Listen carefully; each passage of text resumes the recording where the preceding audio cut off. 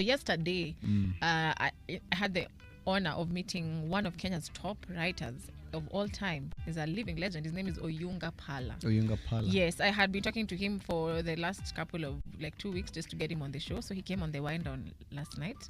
And it was such a vibe. So he's written, for those of you who don't know Oyunga Pala, who Oyunga Pala is, he's a pioneering columnist and satirist.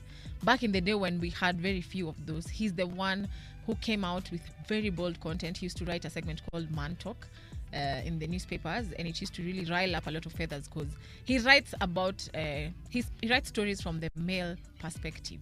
He tells experiences of the men in the society. He tackles topics that would be considered controversial, but all in all, he's an amazing writer, an amazing coach, and his recent work is a book that is called Strength and Sorrow.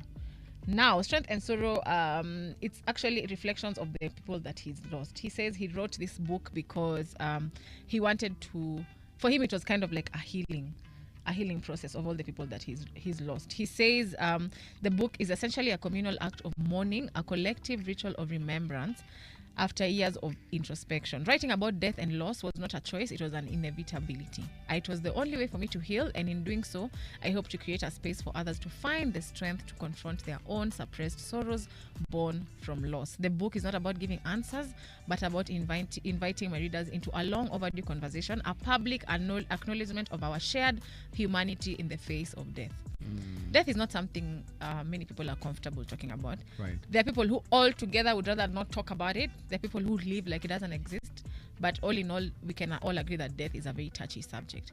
But he has lost, from the loss of his dad, he lost his dad when he was pretty young. The dad died in 1980. Let me get the exact age.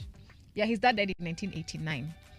And he sort of lost a sense of direction because his dad was his guiding star. And it was something that he had never thought about death until his dad died. And going through the whole experience of the funeral and wondering, hearing the stuff that guys were talking about his dad and paying their last respects, he was baffled because he's like, people are sharing stories about him. And he's just wondering, this was just my dad. Where was he getting time to raise 6 children and also help all these people who are coming to his funeral saying such good things about him? He was a kind man. He used to help people in the society. So after the passing of his father, he got fascinated by the mysteries of life. And now you have to, when you lose someone close to you, especially as close as your dad, you start to question yourself. So he started grappling with the phenomenon of death. And now he started to write, in his articles, he started to write about, Man Talk, he started to write about death. So for him, I like the structure of the book. I've actually read it. It's stories. It's short stories. So he has short stories about his grandmom, his dad, his